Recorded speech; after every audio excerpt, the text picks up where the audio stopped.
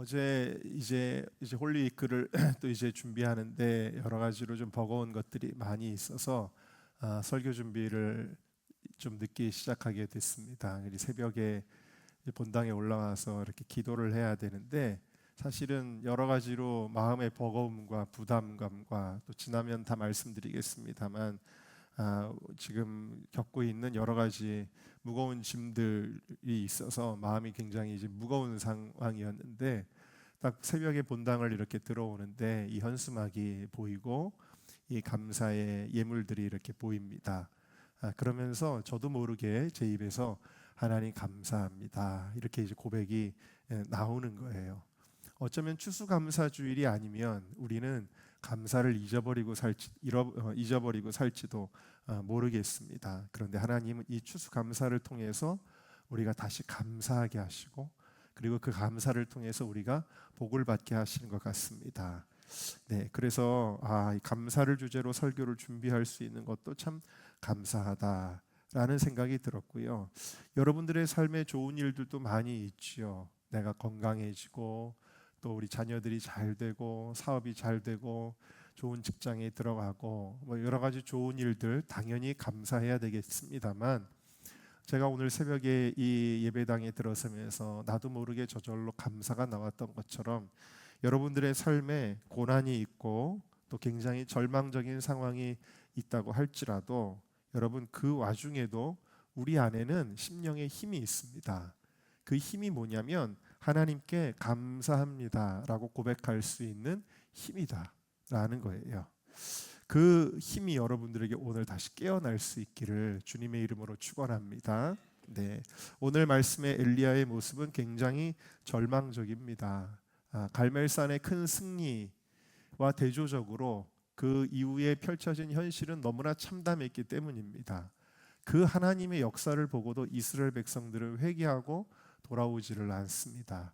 그리고 아합과 이세벨은 더 열을 내서 이 엘리야를 죽이려고 하는데 누군가가 나를 죽이려고 군대를 보내고 하는 이 상황이 굉장히 극심한 스트레스였던 것 같고 또 변화되지 않는 이스라엘 백성들의 모습을 보면서 이 엘리야가 굉장히 실망이 컸던 것 같습니다. 그래서 이거 이렇게 살아서 뭐하나 하는 생각까지도 하면서 굉장히 절망이 되니까 하나님께 막 원망도 하고 반항도 하는 겁니다. 하나님 너무 힘들다는 겁니다. 너무 실망스럽다는 겁니다.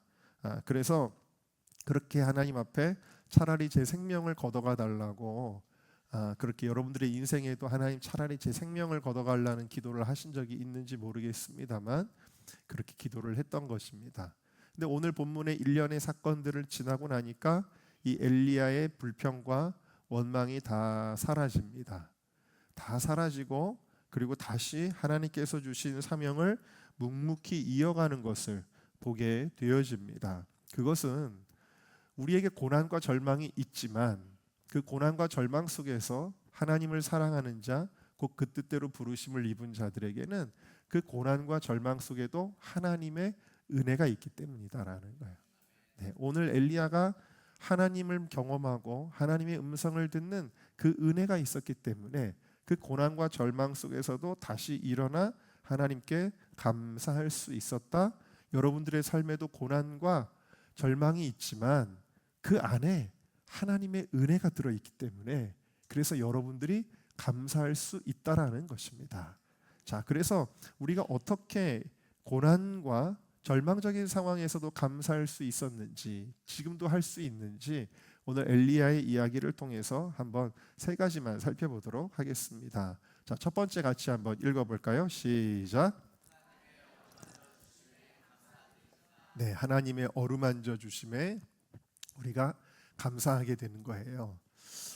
엘리야가 절망하고 있을 때 하나님이 엘리야를 어루만져 주십니다. 어떻게 해요? 까마귀를 보내서 배고픈 엘리야에게 먹을 것을 주시는 거예요. 그 먹을 것 자체가 중요한 게 아니라 하나님의 손길이 중요하죠. 또 하나님이 천사를 보내주셔서 엘리야가 일어나 보니까 구운 떡과 물이 이렇게 있는 거예요. 그리고 천사가 7절을 보시면 여호와의 한번 읽어볼까요? 시작. 여호와의 천사가 또 다시 와서 어루만지며 이르되 자, 천사가 어떻게 했어요? 와서 어루만져 줬어요. 여러분, 우리가 고난과 절망 가운데 있을 때 여러분들이 경험하는 것은 하나님의 어루만지심이라는 거예요. 믿습니까? 하나님이 우리를 어루만져 주세요. 하나님 우리를 사랑하십니다. 어루만져 주세요. 그래서 8절을 한번 읽어봅시다. 시작. 이에 일어나 먹고 마시고 그 음식물의 힘을 의지하여 40주 40야를 가서 하나님의 산 호렙에. 여러분, 엘리야가 다시 걸어갑니다. 엘리야가 로뎀나무에 쓰러졌었잖아요. 우리 인생에는 쓰러지는 순간들이 있단 말이에요. 근데 엘리야가 다시 걸어갑니다. 이 걸어갈 수 있었던 힘은 물론 음식물의 힘을 의지하였죠. 그러나 근본적으로는 무엇이냐? 하나님의 어루만지심을 통해서 다시 일어나 걸을 수 있는 용기가 생기는 거고 소망이 생기는 것입니다.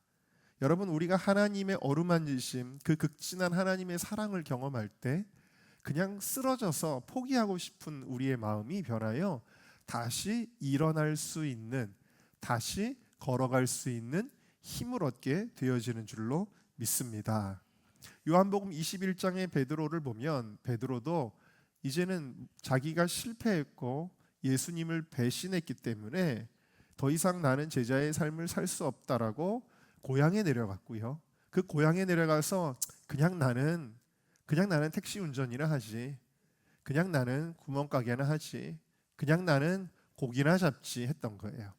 그런데 고기를 잡으려고 하는데도 한 마리도 못 잡는 거예요. 가게를 열었는데 손님이 한 명도 없는 거예요.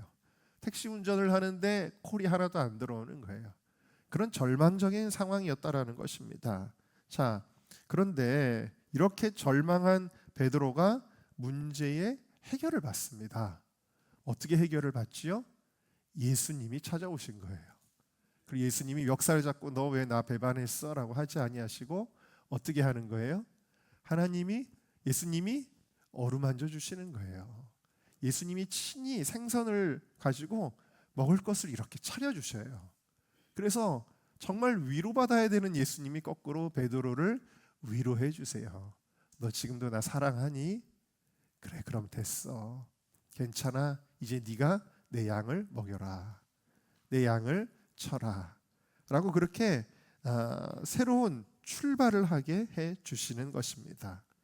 여러분들의 삶의 극단적인 상황 가운데서 하나님이 어루만져 주셨던 일을 기억하시기를 바랍니다. 분명히 그런 순간이 있었습니다. 저에게도 그런 순간들이 참 많이 있었습니다.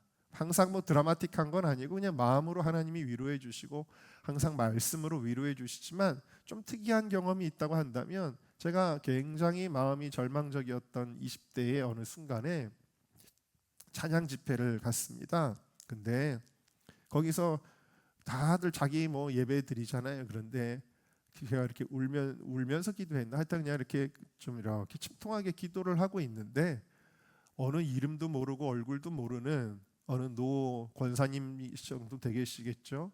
그런 분이 이상하게 갑자기 저를 붙들고 기도해 주시는 거예요. 뭐 이렇게 말이 들리는 건 아니지만 그냥 저를 붙들고 이렇게 기도해 주시는 거예요. 그래가지고 이분이 누군데 나를 위해서 기도해 주시지? 그리고 이제 한참이 지나서 눈을 떠서 그 권사님에게 찾아가서 저를 위해 왜 기도해 주셨어요?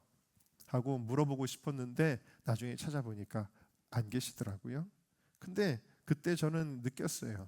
하나님이 저분을 통해서 나를 어루만져 주시는구나 라고 그렇게 느꼈었어요. 제가 언젠가도 설교한 적이 있지만 제가 여기 삼성산 주공아파트 305동에 살 때 그 305동은 지하 주차장이 없습니다. 주차장이 안 좋은 좀 동이죠. 그 앞에는 자리가 한 4개 정도가 있는데 아파트 한 동에 자리가 한 4개밖에 없다라는 거예요.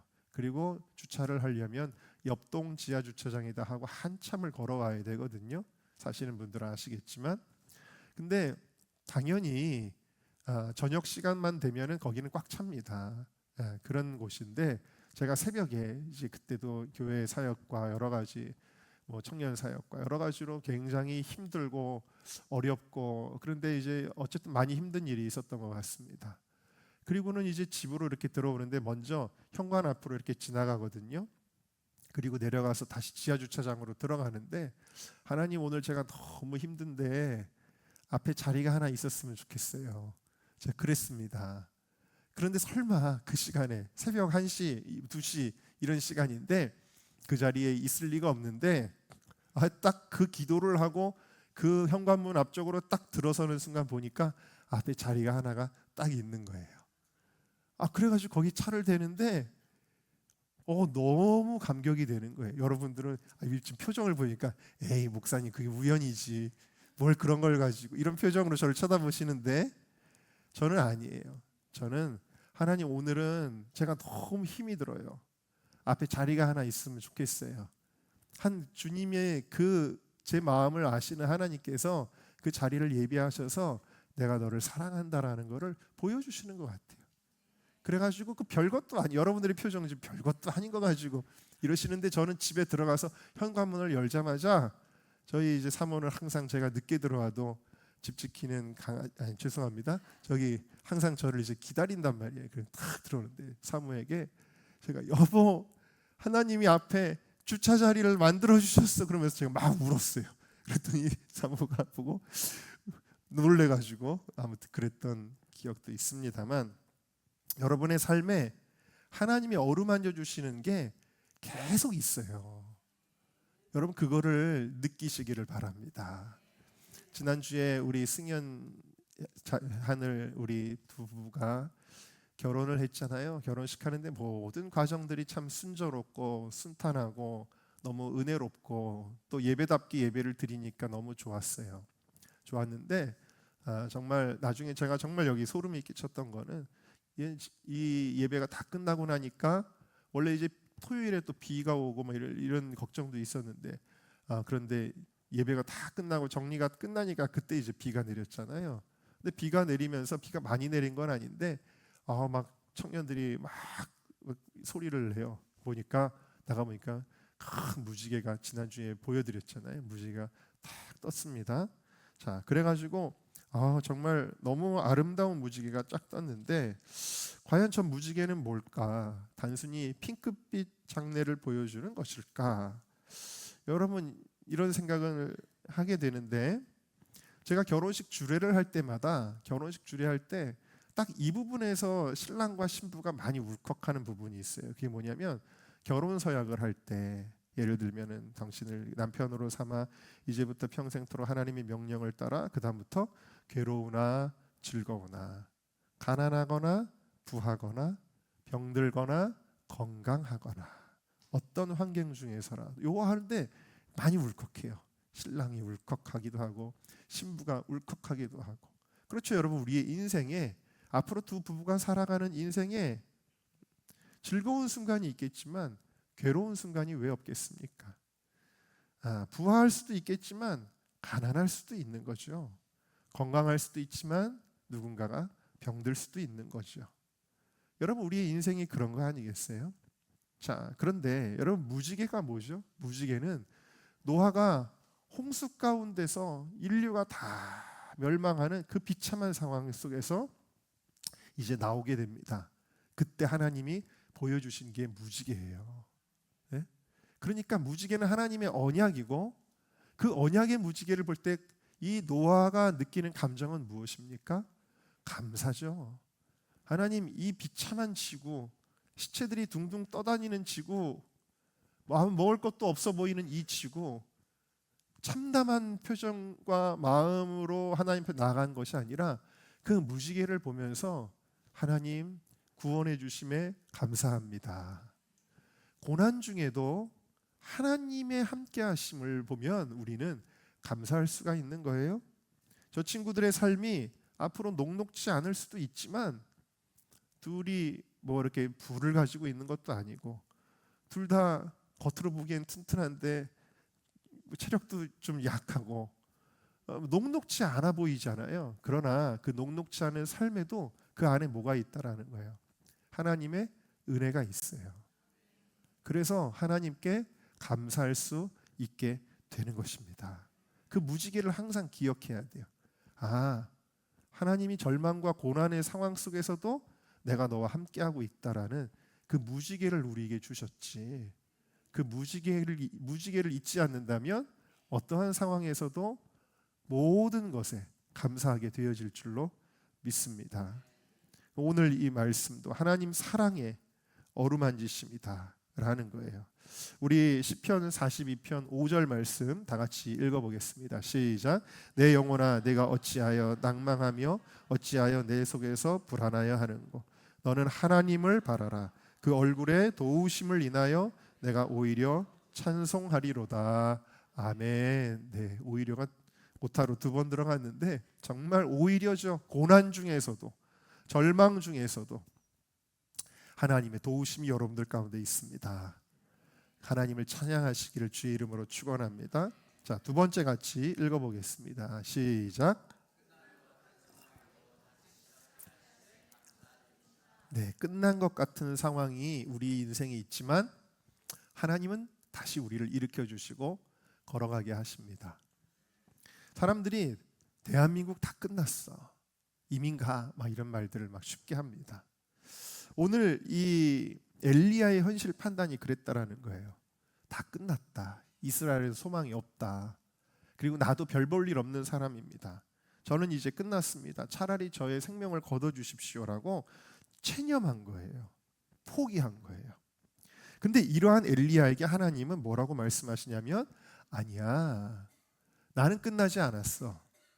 나는 이스라엘을 향한 구원의 계획을 끝나지 않았어. 나는 계속해서 일할 거야. 네가 아직 할 일이 남아 있어 라고 말씀을 하시면서 이 엘리야에게 사명을 다시 재인식시켜 주십니다. 그래서 너는 다메섹에 가서 하사엘에게 기름을 부어 아람의 왕이 되게 해라. 너는 님시 아들 예후에게 기름을 부어서 이스라엘의 왕이 되게 해라. 그래서 아합과 이세벨을 심판하겠다라는 거죠. 또 사밧의 아들 엘리사에게 기름을 부어 너를 대신하여 선지자가 되게 하라. 하나님이 이스라엘을 포기하지 않고 네 뒤에도 계속 선지자를 일으키겠다라는 거거든요. 하나님은 끝나지 않았다라는 것이고, 그리고 엘리야의 삶도 끝나지 않았다. 너 할 일이 있어. 여러분, 제가 얼마 전에 그 무슨 배구 예능을 하나를 잠깐 본 적이 있는데 거기 무명의 어느 여자 배구 선수가 등장을 해요. 근데 그 배구 선수가 엄청 연습을 해요. 그냥 배구공을 끼고 살아요. 그리고 잘 때도 누워서 계속 배구공을 튀기고 하루 종일 배구공을 만지고 정말 자기 인생을 거의 다 쏟아 부었는데도 감독이 10분을 뛰게 하지 못하는 그런 상황 속에서 팀에서 퇴출이 되고, 그러다가 이제 다시 기회를 잡았는데 그 선수의 소망은 뭐예요? 내가 저 코트에서 10분이라도 뛰었으면 좋겠다라는 거 아니에요? 여러분, 하나님이 우리에게, 여러분 사명 놓고 싶습니까? 항상 연말이 되면은 성도들 가운데 이런 분들이 꼭 생기잖아요. 저 선교회장 그만두고 싶습니다. 저 초장직이 그만두고 싶습니다. 저 교사 그만하겠습니다. 그러잖아요. 빨리 이거 벗어버리면 내가 편하고 시원할 것 같은 마음. 근데 아닙니다, 여러분. 하나님께서 주시는 사명이 내게 남아 있다면 그것이 축복이라는 거예요. 네, 그게 축복이에요. 너무 교회 난 일 안 하고 싶어. 그게 좋은 게 아니라는 거예요. 하나님이 우리에게 이렇게 사명을, 엘리야의 삶 속에 너 아직 끝나지 않았어. 너의 삶에 사명이 있어 라고 하신 것입니다. 이것이 얼마나 감사한 일인지 모르는 거예요. 베드로가 다 끝났어 하고 고향으로 내려갔을 때 예수님이 내 양을 먹이라, 내 양을 치라, 제자로 다시 불러주시죠. 여러분, 내가 끝이라고 할 때 하나님은 아니야, 나는 포기하지 않았고 나는 끝내지 않았어, 나는 계속이야 라고 말씀하시는 줄로 믿습니다. 저희 가정에 정말 모든 것이 끝난 것 같은 시간이 있었습니다. 1993년도에 저희 가정이 큰 교통사고를 당했습니다. 제가 훈련소에 있을 때 저의 면회를 왔다가 올라가는 길에 영동 고속도로에서 그런 일을 당했습니다. 아버지는 척추가 다 무너지고, 어머니는 혀가 잘리고, 형님은 여기 빗장뼈가 아예 다 빠져나오고 무릎이 다 부서졌습니다. 네, 엄청나게 큰 사고였고, 그 당시 사고 그 사진을 보면 차가 완전히 그냥 다 쭈그러졌습니다. 그런 상황에서 모든 것이 끝난 것 같았고, 저희 아버지가 예수님 다시 회심하고 이렇게 예수님을 믿고 주의 종의 길을 갈 때 그 전에 있었던 그 질병이 나음을 받았지만 그게 다시 재발을 했습니다. 그래서 심장에 이제 문제가 생기고, 그래서 저희 아버지가 이제 돌아가실 뻔했습니다. 그때 상황은 교통사고의 후유증으로 모든 가족이 절망적이었고, 저희 큰형님은 이제 걸을 수가 없는, 무릎이 다 부서졌으니까요. 그런 상황이었습니다. 모든 것이 더 이상 목회를 할 수가 없는, 모든 것이 끝난 것 같은 상황에서 저희 아버지가 말씀드렸던 대로 앉아서 설교하시면서, 병원을 빠져나와 앉아서 설교하시면서, 제가 사명이 다했다면 하나님이 데려가셔도 좋습니다. 그러나 제 사명이 남아있다면 하나님이 지켜주실 줄 믿습니다. 이렇게 기도를 하셨었는데요. 정말 기적적으로 하나님은 저희 가정을 살려주셨고, 저희 아버님은 그 이후로 그때 어머니가 예언을 받았던 대로 아버지가 80까지 사실 것이다 라고 예언했었는데, 정말 80세까지 25년을 더 목회를 하셨고, 저희 큰형님은 정말 그 다 부서진 무릎을 철사로 다 얽어가지고 큰 수술을 여러 번 하고 그랬는데, 그 해에 원래 이제 군대를 가기로 되어져 있었어요. 군목으로. 그 해에 군대를 못 갔죠. 근데 그 다음 해에 군대에 들어갔습니다. 그래가지고 장교 훈련을 다 받았는데, 그 3개월의 장교 훈련을 받을 때에 전체 체력 평가에서 2등인가를 했어요. 그 많은 훈련병들 가운데.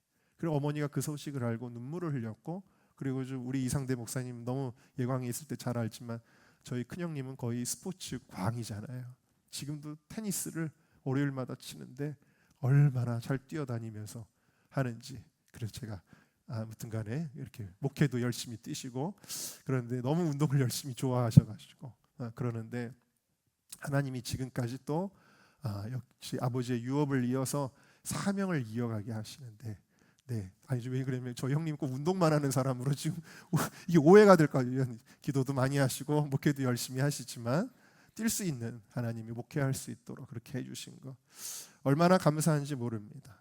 저에게도 끝날 것 같은 시간이 있었습니다. 정말 벼랑 끝에 떨어져 있는 제 모습이 보이는 그런 상황이 있었습니다. 근데 그런 순간에도 한 줄기 생각이 있는 거예요. 뭐냐면 내가 이렇게 죽을 것 같은 상황이지만 이 시간들 후에 어느 시점에서 하나님이 그 죽을 것 같은 상황에서 나를 건져주셨습니다라고 내가 고백하게 될 거야라는 믿음이 있었어요.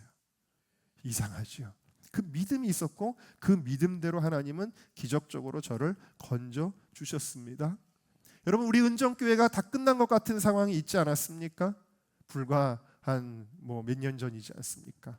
그 상황 가운데 정말 갈대상자 같은 우리 교회의 운명을 놓고 하나님 앞에 기도하며 나아갈 때에 하나님은 은정교회를 정말 그 위기 가운데 건져주시고, 할렐루야, 아름다운 성전을 건축하게 하시고, 지금까지 이렇게 좋은 길로 인도하시고, 저희 교회를 위해서 이렇게 아름답게 길 공사하는 모습도 여러분들이 보고 계십니다. 여러분의 삶에서 끝났다고 생각될 때 하나님은 계속하게 하셨습니다. 그 하나님을 잊지 마시고 감사한다면 앞으로도 여러분들의 삶이 하나님의 은혜 가운데 계속해서 나아가게 되는 놀라운 은총이 있기를 주님의 이름으로 축원합니다. 자, 세 번째 같이 한번 읽어볼까요? 시작. 소망의 말씀을 주심에 감사합니다. 아멘.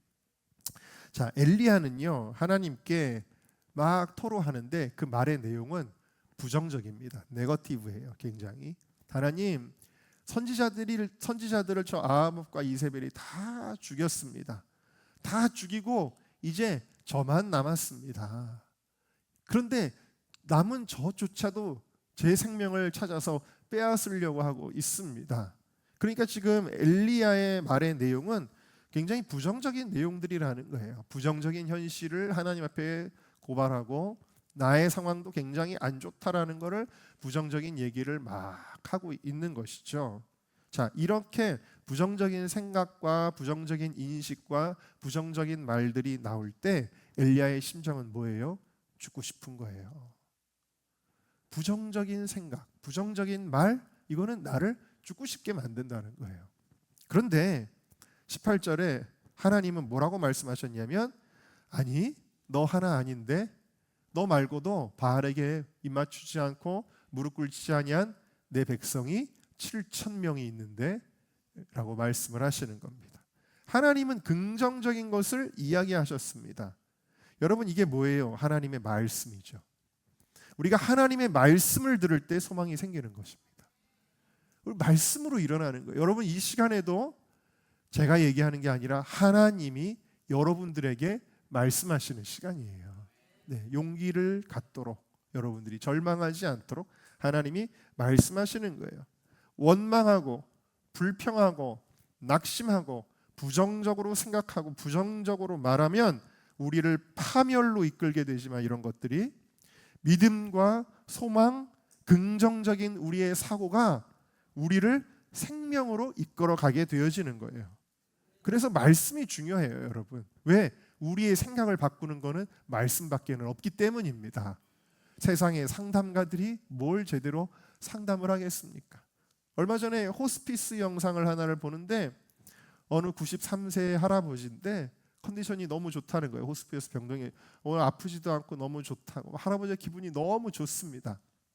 그래가지고 그 간호하는 그 천주교 시설이었는데 그 옆에 수녀님인지 누군지 얘기를 합니다. 오늘 컨디션이 너무 좋아요. 그러니까 거기다 굳이 대고 뭐라 그러냐면 그렇지만 나을 수는 없어요.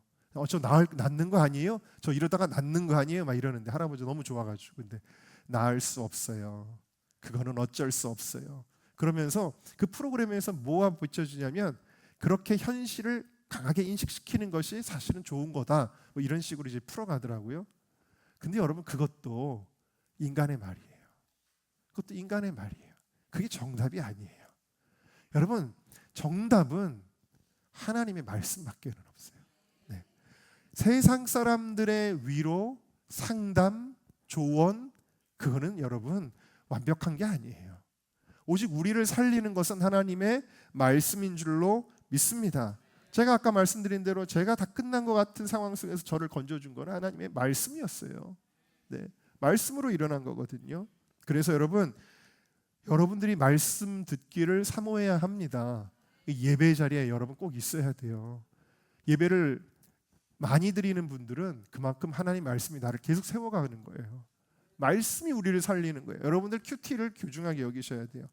큐티를 매일 할 때마다 그 말씀이 나를 어두운 생각 가운데서 끄집어내 주는 거예요. 네. 그 말씀은 단순한 위로가 아니라 실질적인 능력이라는 것입니다. 네. 2013년 5월 26일 오후 4시 30분에 대서양 그 큰 바다의 한 복판에 나이지리아 선박 하나가 침몰을 해서 30m 아래로 가라앉게 되었습니다. 모든 그 배에 탔던 선원들이 그 사고로 다 익사해버렸어요. 그런데 해리슨 오제그마 오킨이라는 단 한 명의 선원만이 배가 뒤집혔는데 그 뒤집힌 배의 맨 위쪽에 공기가 조금 남아 있었어요. 거기에 그 공간에서 살아남았습니다. 근데 지금 시간이 지날수록 어떻게 될까요? 산소는 점점 없어지겠죠. 그리고 조명도 없는데 깜깜한 바닷속 깊은 곳입니다. 지하에 그런 심해에 그렇게 있는 것입니다. 그래서 나는 이대로 죽는 걸까 하면서 공포감이 밀려오는 거예요. 사랑하는 어머니와 아내와도 이제 마지막인가?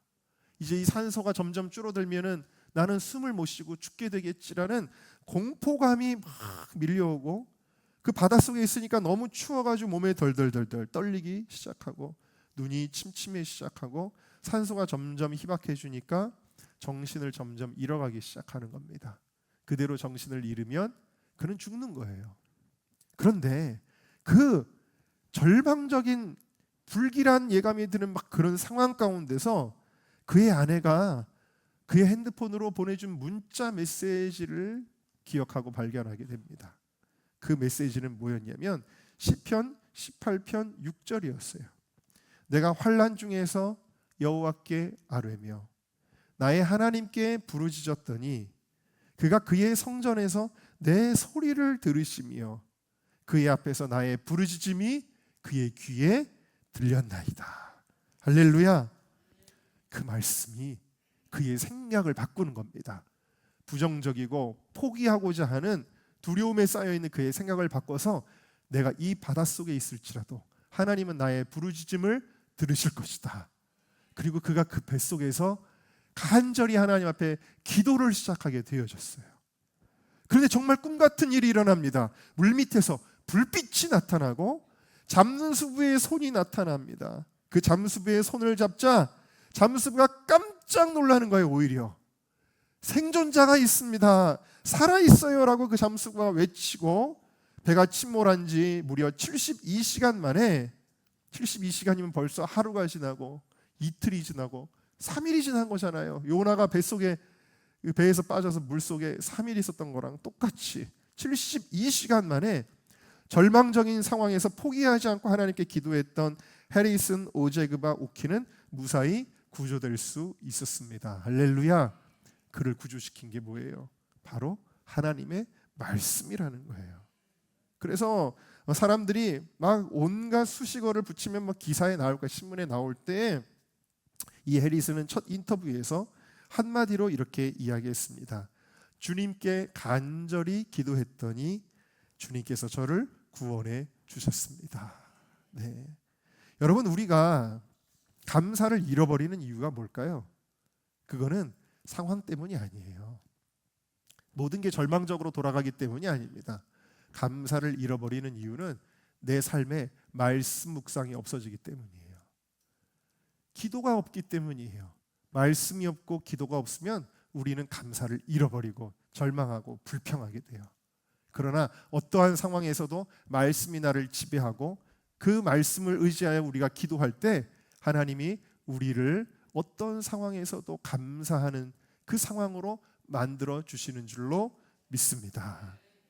우리 마지막으로 네 번째 함께 읽겠습니다. 시작. 하나님이 붙여주시는 하나님의 사람들로 인해 감사합시다. 제가 미국에 있을 때는 참 배웠던 것이 뭐였냐면 사람들이 긍정적이고 또 감사를 잘한다라는 거예요. 그러니까 우리나라는 누가 예를 들어서 뭘 한번 예를 들어볼까요? 네.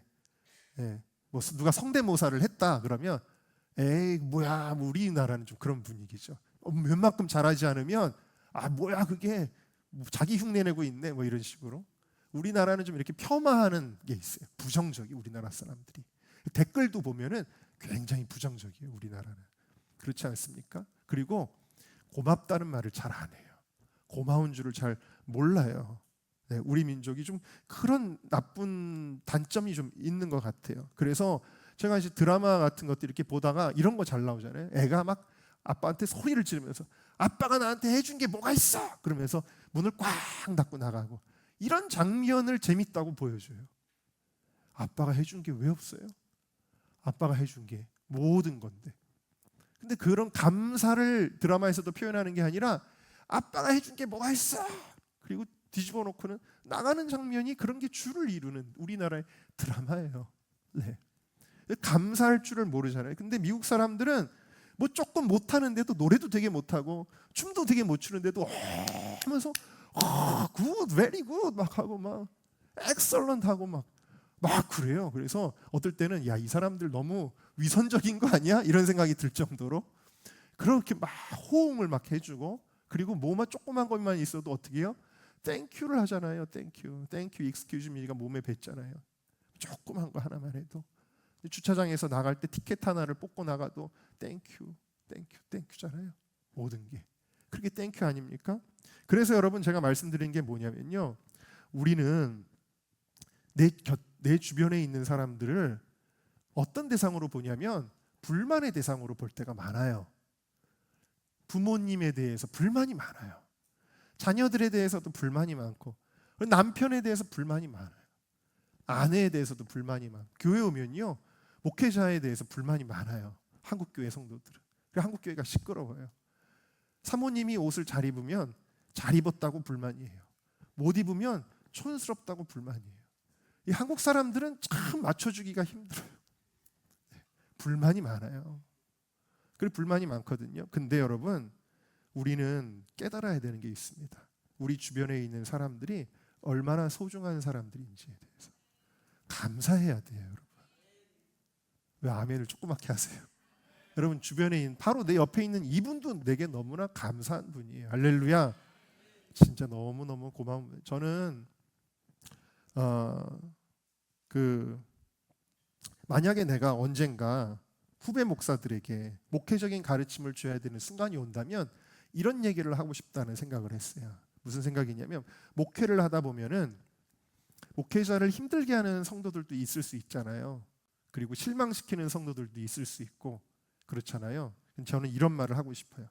실망스러운 성도들을 보지 말고 지금 잘 섬기고 있는 성도를 보아라. 혹은 한 사람에 대해서도 그 사람의 실망스러운 면을 보지 말고 그 사람이 지금 나의 마음에 상처를 주거나 실망스럽게 하는 면을 보지 말고 그 사람이 잘하는 것을 보아라. 그 사람 때문에 내가 고마운 것을 생각해라. 저는 그 말을 후배 목사들에게 나중에 하고 싶어요. 여러분, 우리가 어떻게 바라보고 생각하냐에 따라서 주변에 나를 힘들게 하는 것 같은 사람이 사실은요, 나에게 너무 고마운 사람이 될 수 있다라는 이야기예요. 그러면 목회할 맛 나죠. 그러면 우리가 살아갈 맛이 나죠. 그런 거예요. 여러분, 고마워하시기를 주의 이름으로 축원합니다. 저는 여러분들에게 늘 고백하고 싶어요. 정말 우리 성도님들께 감사하다. 여러분 고맙습니다. 네, 여러분 정말 고마워요. 정말 고맙습니다. 옆에 분들에게도 한번 인사해 보세요. 정말 고맙습니다. 네. 네. 오늘 말씀이 이야기하는 거예요. 너 외롭니? 너 말고도 하나님의 사람 7천이 있어. 그게 위로가 되는 거예요. 너 혼자 아니야. 너를 위로할 수 있는 7천 명이 있어. 라고 그렇게 이야기를 하는 겁니다. 제가 홀리위크를 이번에 준비하는데 좀 현실적인 문제에 좀 부딪혔어요. 저는 우리 청년들이 오해하지 않았으면 좋겠는데 저는 중심이 한 번도 변한 적이 없어요. 저는 잘하고 싶어요. 하나님께. 하나님 기쁘시게 하고 싶고 하나님께의 사명을 계속 감당하고 싶고 저는 언제나 중심이 변한 적이 없어요. 그런데 이런 거는 있어요. 안 되는 거를 하나님이 허락하지 않는 거는 내가 할 수 없다라는 건 있어요. 하나님이 허락하는까지 내가 할 수 있다라는 걸 알고 있어요. 그거를. 그래서 저는 굉장히 홀리위크에 대해서도 큰 꿈을 가지고 있었고 그런데 이제 정말 이게 홀리위크를 잘 알고 잘 할 수 있고 사실은 무엇보다도 헌신된 예전에 우리 교회에 있었던 이상훈 집사 같은 경우도 그냥 자기 365일 휴일이 없잖아요. 그냥 365일 교회에서 뭐 예를 들어서 명절이지만 홀리위크니까 좀 나와서 일할 수 있니라고 제가 물어볼 필요가 없어요. 그냥 무조건 당연히 오는 거예요. 홀리위크가 앞에 있으면 추석이고 명절이고 없어요. 그냥 무조건 교회에서 월급을 받은 것도 아니지만 그렇게 헌신된 사람들이 있었기 때문에 여태까지 왔는데 그리고 또 일을 잘하고 잘 알고 근데 이제 이런 친구들이 이제 없으니까 이게 잘 안 돼요. 이게 일이 너무 지금 쉬운 홀리위크를 준비하는데도 너무 버거워서 마음속에 하나님 왜 이렇게 안 되죠 하면서 어떻게 해야 되나라는 이제 고민과 그런 생각들이 이제 많이 있었어요. 그러면서 혹시 이번 홀리위크가 진짜 마지막이 될 수도 있지 않을까 하는 생각을 너무 많이 이제 했습니다. 너무 많이 하면서 이제 홀리위크를 준비하는데 영상을 만들어야 되는데 영상도 만들 사람이 없어요. 그래가지고 어떻게 하다가 필리핀에 있는 어떤 이제 자매에게 그걸 부탁했으니 이 영상 제작이 제대로 될 리가 없죠. 영상이 한번 이렇게 왔는데 어떻게 뭘 수정을 어디서부터 손을 대야 될지도 제가 잘 모르겠고 그러다가 어차피 이렇게 영상을 잘 제대로 지금 만들 컨디션이 안 된다면 좋은 스토리를 한번 써봐야 되겠다라는 생각을 하게 됐어요. 그래서 하룻밤을 이렇게 좀 새면서 스토리를 이렇게 써봤어요. 영상을 행사 홍보 영상처럼 만들지 말고 아주 간단한 드라마처럼 만들어서 이번에 좀 했으면 좋겠다라고 생각을 해서 그때 썼던 제가 이제 그 드라마의 내용이 뭐냐면 제가 이런 얘기를 이제 지었어요. 주인공이 풍요로운 도시의 전경을 바라보면서 풍요로운 대한민국을 이제 보는 겁니다. 그러면서 기도로 세워진 나라. 그래서 풍요로운 대한민국. 그렇지만 그 사람들 다 바쁘게 막 지나가고 막 그런데 내 마음은 왜 이렇게 답답하고 불안할까를 고백하는 거예요. 주인공이.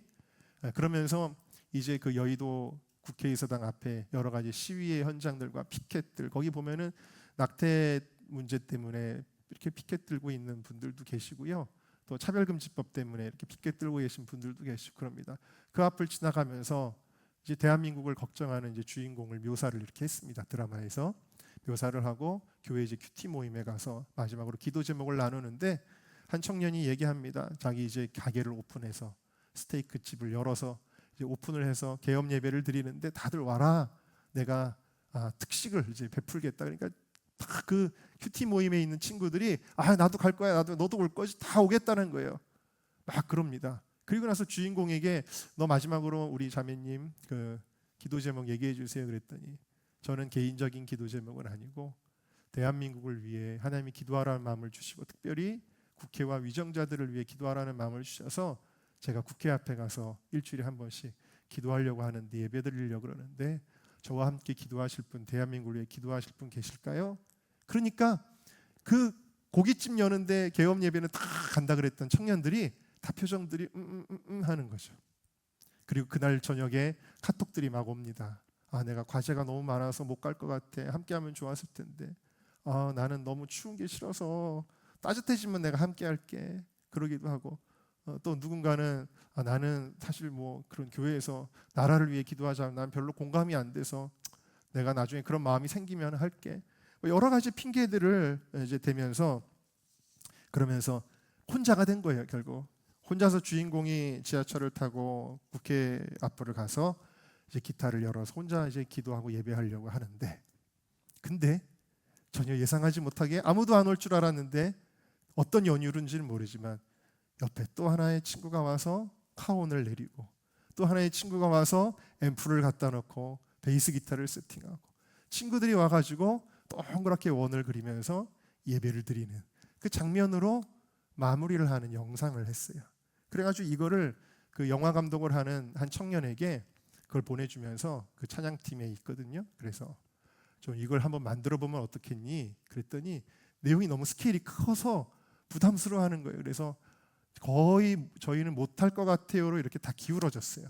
그래서 저도 너무 부담을 줄 수 없어서 글은 열심히 썼는데 좀 아깝다라는 생각은 했지만 그래 접어야 되겠지 그러면서 제가 그 순간에 뭘 깨달았냐면요. 제가 그 스토리를 이렇게 썼는데 저는 정말 몰랐어요. 스토리를 쓸 때까지만 해도 홍보 영상을 대체할 수 있는 영상으로 만든다고 생각했는데 그 주인공의 이야기가 제 얘기였어요. 그렇구나. 나는 마음이 정말 나라를 위해서 기도해야 되는데라는 마음을 가지고 있지만 사람들은 사실 막상 기도하자고 하면 다 자기 일이 바쁘고 우선순위가 그게 아니기 때문에 다 함께하는 사람이 없구나라는 항상 그 외로움 속에서 여태까지 사역을 했던 것 같아요. 그런데 그렇게 외롭게 사역을 할 때도 하나님이 누군가가 나타나게 하시고 함께하게 하시는 걸 통해 위로를 얻었던 것 같아요. 그래서 그 제 인생의 사역의 그 스토리가 저도 몰랐는데 그 드라마로 표현이 됐더라고요. 제가 말씀드리고자 하는 게 뭐냐면요. 여러분이 외롭다고 느낄 때 하나님이 누군가가 나타나게 하셔요. 그리고 함께 예배하게 하시고 함께 기도하게 하세요. 엘리야가 외로워서 나만 남았습니다라고 할 때 아니야 너 말고도 하나님의 사람 7천이 있단다. 여러분 그것을 여러분들이 보셔야 돼요. 하나님이 붙여주신 그 사람 가족일 수도 있고 친구일 수도 있고 교우들일 수도 있고 나와 뜻을 같이 하는 누군가가 나타날 때 하나님이 붙여주시는 거예요. 그것으로 인하여 감사하는 여러분들이 되시기를 주님의 이름으로 축원합니다.